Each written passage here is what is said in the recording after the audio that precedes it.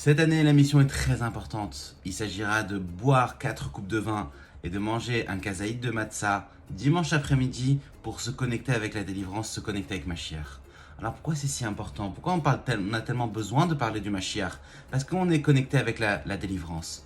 Vous savez que les 2 premiers jours de Pessah, c'est connecté avec la délivrance, la sortie d'Égypte. Les 2 derniers jours, c'est bien sûr connecté avec la sortie de notre exil vers une délivrance avec Mashiach Tzidkeinu now. Pour parler un petit peu de ça, il faut savoir qu'est-ce que c'est que Mashiach. Mashiach, c'est d'abord la tzipia et c'est aussi la emuna. C'est l'attente de la voir en bonne fois pour toutes. Et aussi la emuna très très forte de savoir qu'il arrive tout de suite. Comme le Rambam dit, on doit l'attendre chaque instant sa venue, chaque instant, chaque moment de notre journée. On doit être concentré à attendre la venue du Mashiach Tzidkeinu.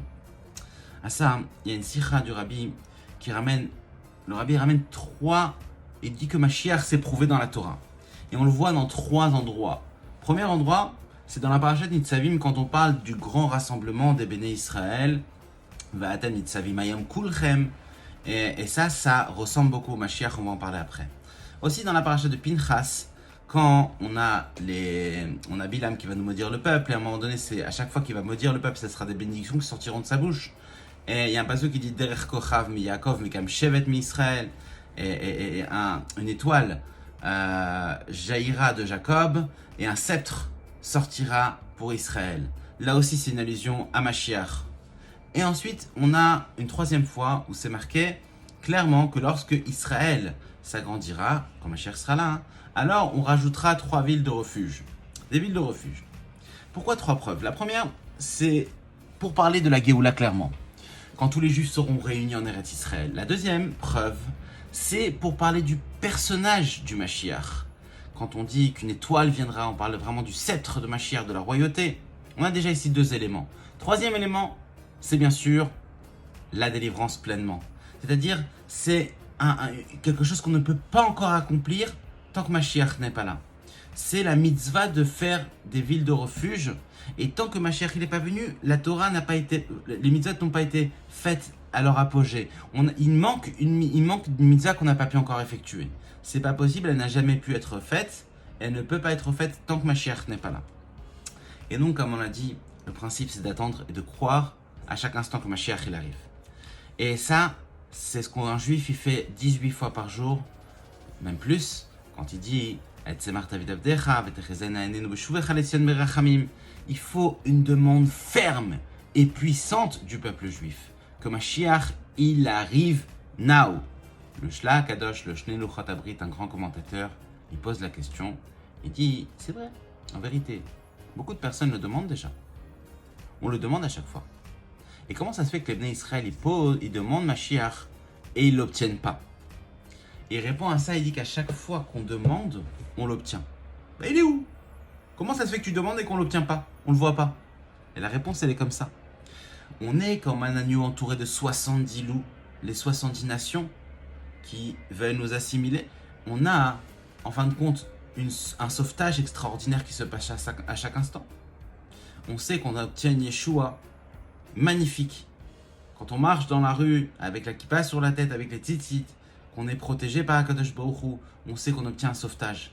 C'est pas évident pour le peuple juif de vivre, ne serait-ce qu'en France ou dans certains pays. Baruch Hashem, on a des miracles à chaque instant. Et ça, c'est les merveilles de Mashiach. En fin de compte, c'est ce que le Shlein nous explique ici. Il dit qu'à chaque fois qu'on demande Mashiach, on obtient un événement heureux, une solution agréable, quelque chose de bien qui arrive dans notre vie grâce à la demande de Mashiach. Quand tu demandes Mashiach, tu demandes le package complet. Tu demandes plus que tout. Quand tu demandes la parnassa, tu demandes la santé, tu demandes d'être heureux, c'est bien, mais c'est petit, tu vois, très petit. Nous, on doit demander le top of the top. Le top of the top, c'est Mashiach, Tzidkeinu, now, et là, tu as le package, tout. Hachem, demande-lui, Hachem, il va te donner ce que tu as besoin. Une fois, il y avait un roi. Que ce roi, il avait un fils. Et ce fils, il était un peu pourri gâté au palais. Et quand il arrive à l'âge de 17 ans, 18 ans, il était embêté. Il a dit quand même, oh, mon fils, je ne vais pas le garder comme ça, vita aeternam. Je vais lui faire un peu explorer le pays, il va devenir un peu un homme. Et le roi, il envoie son fils. Il lui dit, écoute, tu vas aller maintenant à la campagne. Là-bas, je t'ai pris un petit appartement. Tu vas aller voir un peu comment ça se passe dans le peuple. Avant qu'un jour tu sois toi aussi roi, il faut que tu saches un peu comment ça se passe. L'enfant, il acquiesce, il dit d'accord. Et son père lui donne une petite bourse d'argent de poche de 10 000 pièces d'or, un petit peu, pour lui faire plaisir. Et il dit à son fils, attention, ne dépense pas tout de suite, tu auras besoin de cet argent-là pendant longtemps. Sauf que le fils, il n'a pas compris ce message-là, et quand il est arrivé dans les contrées lointaines, il a dépensé très très rapidement son argent. Aïe aïe aïe. Et le problème maintenant, c'est qu'il a plus d'argent, et il sait plus quoi faire. Alors il a besoin de manger, et puis son ventre il le tire, il a très très faim. Et il savait qu'il y a une sorte comme ça dans le village d'arrêt de bus, où là-bas ils doivent se mettre les gens qui veulent trouver du travail pour manger.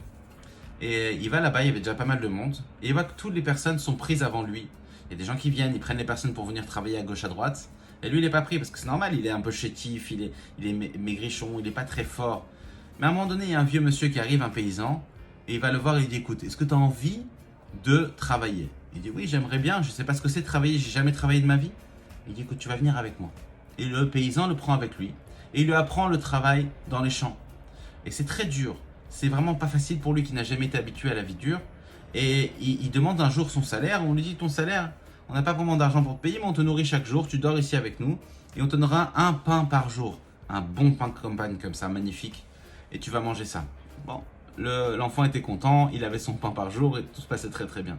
Jusqu'au jour où le vieux monsieur, son patron, il meurt. Et c'est le fils qui reprend l'affaire. Quand c'est le fils, il réfléchit, il se dit mais attends, mon père il dépensait trop. Comment ça on donne un pain par jour? C'est mieux de diminuer, on va donner un demi-pain. Un petit demi-pain, ça sera suffisant. Ils auront assez dans le ventre pour travailler. Et tout va bien. Les employés, ils ont commencé à vouloir dire non, ça se fait pas, on était habitué avec un pain. Pourquoi tu nous réduis le pain? Bon, ils ont quand même continué leur travail. Les années passèrent et le roi maintenant veut revoir son fils. Il veut savoir ce qu'il est devenu. Et il dit je vais me rendre moi-même voir mon fils pour savoir quel sadique magnifique c'est devenu. J'espère qu'il a bien tenu, que ça s'est bien passé. Et il se rend dans les champs, et il retrouve son fils, et il voit quelqu'un de costaud, vraiment impressionnant. Le roi, quand il le voit au premier abord, il dit c'est pas mon fils ça, c'est pas possible, je l'ai pas connu comme ça. Comment tu étais, comment tu es devenu? Comment ça t'es fort comme ça? Coupe Balalik, il était content le roi. Il vient, il le prend dans ses bras, mon fils. Oh, ça y est, tu es prêt maintenant, tu vas pouvoir reprendre le royaume. Demande-moi ce que tu veux, il dit à son fils, et je te l'accorderai. Je suis le roi, je peux tout faire. Et le fils, il dit, papa, écoute, tu sais, ça me ferait très très plaisir, si c'est possible, hein, sans te déranger, hein, ça me ferait très très plaisir une seule chose. Il dit quoi? Eh ben écoute, mais je sais pas si c'est possible pour toi, tu es le roi, mais quand même il y a des choses que peut-être c'est pas possible. Je t'en prie, demande-moi ce que tu veux. Et le roi, il s'attend à ce que son fils, il va lui demander des choses très très importantes. Le fils, il dit, papa, avant on avait un pain entier. Maintenant, le patron il nous a réduit à un demi-pain. Ça se fait pas. S'il te plaît, demande-lui qu'il nous remette un pain entier. Je sais que c'est difficile, mais c'est très important pour moi. Le père, il dit, mais tu pêches, idiot. Tu peux demander de retourner à la table de ton père. Tu peux demander le palais, le royaume entier. Tu peux demander tout ce que tu veux. Et toi, tu te contentes de demander le minimum comme ça? Non, c'est pour ça que quand on demande Mashiach, on demande le maximum. Et Hachem, il saura nous donner ce qu'on a besoin. Le jour de Seudat Mashiach, c'est un jour aussi très propice. Et c'est pour ça que dans la Haftarah, on parle de Sancheriv, le général babylonien qui a fait la conquête et le siège d'Israël, donc de Jérusalem aussi. Et il a conquis comme ça toute la région. Et à un moment donné, tout le monde était vraiment paniqué à l'intérieur de Yerushalayim, regroupé autour du roi Hiskiaou. Et le Beddin, le tribunal rabbinique, vient le voir et lui demande qu'est-ce qu'on fait maintenant. Il faut négocier la trêve. On peut plus comme ça. Les gens ont faim. Ils ne peuvent plus supporter cette oppression. Ils vont faire la conquête du jour au lendemain. Ça va être un massacre. Hiskiaou, il faut qu'on fasse quelque chose. Hiskiaou se met à pleurer et il implore Hachem. Il fait une teshuva magnifique. Et là, le prophète vient le voir. Je crois que c'était Amos. Et il lui dit Hiskiaou, Hachem, il a entendu ta tefila. Quand il entend ça, il est pétrifié, il est heureux. Et là, le peuple vient voir Hiskiaou, il lui demande alors qu'est-ce qu'on fait? T'as pris ta décision, qu'est-ce qu'on va faire? On négocie comment? Hiskiaou, il a dit, ne vous inquiétez pas. Maintenant, ce qu'il nous reste à faire, on peut aller se coucher. Quoi, on va se coucher? Oui, ça y est, c'est la nuit, on va se coucher. Laissons Hachem faire. Waouh. Alors, le roi, il met en pratique ce qu'il a dit. Il est parti se coucher, il a mis son pyjama, il est parti dormir. Le peuple était angoissé. Et grâce à Dieu, pendant la nuit, ce qui s'est passé, c'est qu'il y a eu une épidémie. Et tout le campement de Sancheriv qui était autour de Yerushalayim, les 3/4 ont été complètement éradiqués à cause de l'épidémie. Quand le général babylonien s'est réveillé le matin, il a vu tout le monde quasiment mort comme ça. Il a fui, il a pensé à une malédiction et il s'est sauvé. Et il a été d'échec en échec. Et cette épidémie-là, ça c'était Acharon chez le Pessah, le dernier jour de Pessah. Donc on doit croire à chaque instant que Mashiach il arrive. Il y a un Teilim qui dit Nafshi la Hashem mishomrim la boker. J'ai confiance en Hashem parmi les soldats qui scrutent l'horizon. De quoi on parle ici? On dit, pour l'explication, que premièrement, j'ai confiance en Hashem, c'est-à-dire on est dans l'attente. Deuxièmement, on y croit à 100%. De la même manière que le soleil, il se lève tous les matins, il ne manque jamais un rendez-vous. De la même manière, on est sûr que la chose va venir. Et troisième manière, j'y crois encore plus que je sais que demain matin, il fera jour. Et ça, c'est Hiskiyahu le roi. Ça, c'est le roi. Ça, c'est Hiskiyahu quand il a vu le Navi, qui lui a dit Hachem, il a entendu ta tefila. Si le prophète, il lui dit que la chose, elle est comme ça, alors c'est clair et net que ça va se passer. De la même manière, le Rabbi, il a dit qu'on est la dernière génération de l'exil et la première génération de la délivrance. Alors, clairement, Mashiach, il est sur le point d'arriver. Il y avait, pour savoir le travail qu'il nous reste à faire maintenant, en dehors de boire les 4 coupes et de manger les matzah, le kazaïd de matzah ce dimanche après-midi, il faut aussi prendre conscience de quelque chose de très important.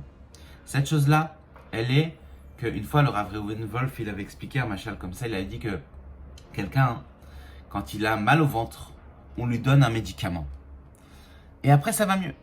Mais qu'est-ce qui se passe quand cette personne-là, c'est une femme enceinte qui est sur le point d'accoucher? Vous n'allez pas lui donner du spasfon.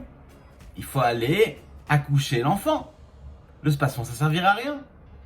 De la même manière, quand on est en galoute, en exil, même si on pense que tout a l'air bien, quand on a des tsarotes, des problèmes, on a le réflexe de se dire, bon, je vais mettre un peu de tzedaka, je vais faire des jeûnes, je vais demander à... C'est vrai, mais c'est un réflexe complètement exilé. Pourquoi? Parce que c'est le basique. Il faut sortir de ce basique-là. Maintenant, il vient le moment où le bébé, il est là. On n'est plus en situation où un spasfon, ça suffisait. Il faut aller au-delà de là. Et c'est pour ça que le Rabbi, en Tafshinun Aleph, Parashat Tazria Metzora, il a expliqué c'est quoi le derer Aishara, c'est quoi le chemin qui est direct.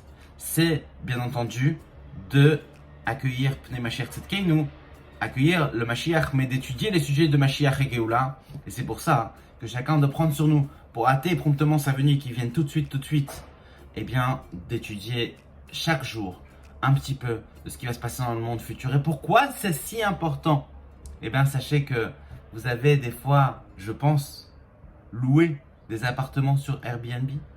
Vous avez préparé vos vacances. Et pour ça, vous avez vu les photos qui vous ont donné envie de ce séjour. Vous avez regardé la description et peut-être même les commentaires. Les commentaires des gens qui ont déjà été. De la même manière, on a des photos du Beth Amikdash. On sait comment on a des images, des illustrations dans les lois de Ilchot Bet Abechira, de la maison d'élection, comment on peut voir comment les choses doivent se faire. Et en les étudiant, c'est comme si on le reconstruit tout de suite. Après, on a la description. C'est tous les moments, comme c'est marqué dans la Gemara Sota, page 49, ou aussi dans Sanhedrin, dans la Gemara, toutes les simanim, toutes les preuves et tout ce qui va se passer quand Mashiach va venir, aussi, ainsi que tous les midrashim qui parlent de ça. Ça, c'est la description et ça donnera encore plus envie. On verra chaque petit détail de ce qui se passera quand Mashiach sera là. Et les merveilles de la délivrance. Et ce pourquoi on a tellement envie d'y être. Et on a aussi les avis des clients. C'est quoi les avis des clients? C'est tous les tzadikim qui nous ont parlé avec envie. Et le Rabbi en premier qui est un avis vraiment, vraiment extraordinaire sur quelque chose qui est concret. Si on se souhaite d'être tous aussi, de vouloir autant de Mashiach que le Rabbi le souhaite. Et Baruch Hashem, quand le Rabbi dit I'm crazy about Mashiach, c'est une folie de Gdusha, cette folie de sainteté qui emmène, quand on veut quelque chose, on doit l'obtenir. Et nous, c'est ce qu'on a demandé promptement, Mashiach now. Alors, des bonnes nouvelles, Chag Sameach et Baruch Hashem, on se retrouve à Jérusalem dans quelques instants.